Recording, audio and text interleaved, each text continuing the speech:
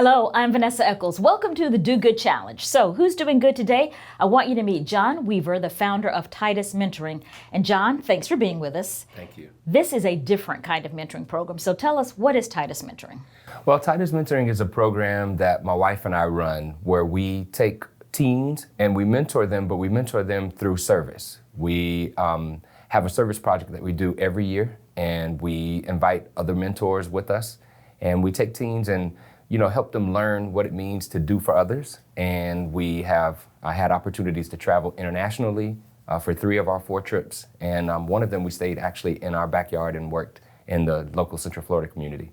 So for a little background, how did this come about? Did you just wake up one morning and think, I want to start a mentoring program, or how did it come about? Well, funny story, I taught for 14 years, and through teaching, I had built mentor relationships with a lot of my students, and through tutoring and mentoring, one of them actually said to me, you should actually do this full time. And I thought, full time, it doesn't work because we don't get paid.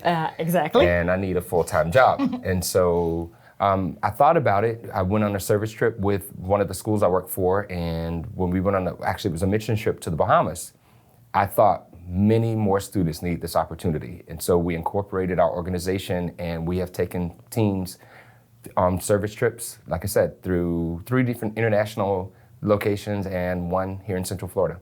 So why is service a part of this? Because usually with mentoring programs, it's about taking a child and teaching them, the ways of the world. Why is service so important? Service is important because it takes the focus off of the teen itself. And I think a lot of teens, they don't realize it. Their world revolves around them. The parents are constantly shuffling them to practice, shuffling them to school, and taking them here and there. And the parents, I don't think it's their intent to make the world centered around them. But we take the focus off of the teen, and we allow them to see the good that they can do for others. But at the same time, they don't realize that we're partnering with them, and we're connected and doing the work alongside them, and we're building those relationships. So from that particular moment, we then build relationships and teach them what it means to do for others and to make a difference in the world. Another important aspect of what you do, these are teens from all different kinds of backgrounds in terms of economics and race and all of that. Why is that significant? It's very important for us to actually make our teen base that we mentor and the students that we choose to go on these service trips diverse, because there's a lot that each student can learn from someone else. We have kids that come from backgrounds where they could actually pay for everyone to go on these trips, and we have some that we actually have to support. But there are lessons that each person can learn from others just by having different backgrounds. And you see these aha moments when students actually realize that, oh, you get to drive that car? Or, oh, you have to actually have a job? It's really, really great to see how they value each other through their different experiences. So it's very important for us to be able to have different perspectives. Tell me about some of the international trips.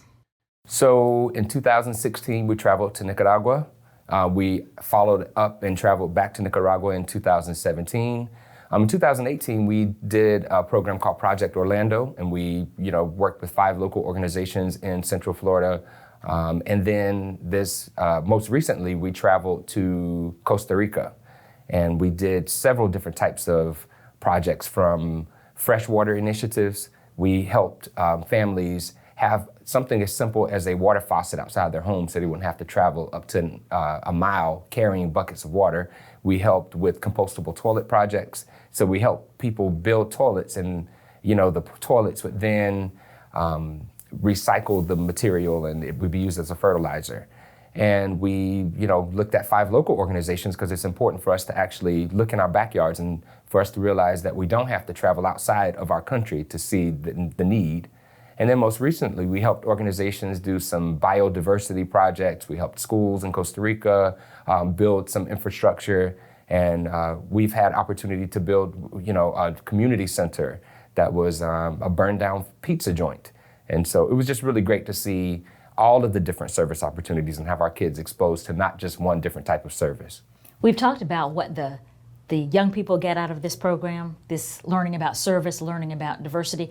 As the founder, what do you get out of this? It's so funny. I had a coworker of mine ask me this past summer, so what's the benefit to you? I said, you know what? The benefit to me is knowing that what I'm doing is going to affect not just the generation that's behind me, but my son's generation. And, my wife and I, we have invested thousands of dollars of our own money into this organization. But what we get out of it is the fact that we know we're making a difference. And in turn, when we are old and rusty, we'll know that we have someone who's actually taking care of this world because they just had one opportunity to look outside themselves. And we talk about the time, talent, and treasure. That's a big part of the Do Good Challenge. We want other people to hear what you're doing and help you. So let's talk about the time. How can people give their time to help you? So when we actually start planning our next service adventure, if they're interested in becoming a mentor, if they're interested in helping us fundraise, they are more than welcome. We don't have enough people that could actually help. We're not too full of volunteers, and we definitely can help people help us in that way. And people who might have some unique talents, how can they help? If they have unique talents where they can either provide a service, or if they have a need for a service project and they need teen volunteers, they can actually let us know. We can help out with that. And treasure, because it does take money to run a nonprofit. How can people help with that? So, like I said, before we ask anyone to do anything, my wife and I are on the front end, and we have invested, like I said, thousands of our personal money into Titus Mentoring, but we can never have too much money to make sure we are promoting our initiatives, and that's to, get our teens to think outside themselves. So if they want to donate, we are 501c3, and their gifts are tax deductible. They can donate on our website. They can donate through PayPal Giving Fund. There's several different ways. All they have to do is reach out, and we'll be more than glad to tell them. And more than happy to take their money. And more than happy to take their money. John Weaver, thank you so much for joining us. Thank you for having me. And thank you for what you're doing. Oh, thanks very much.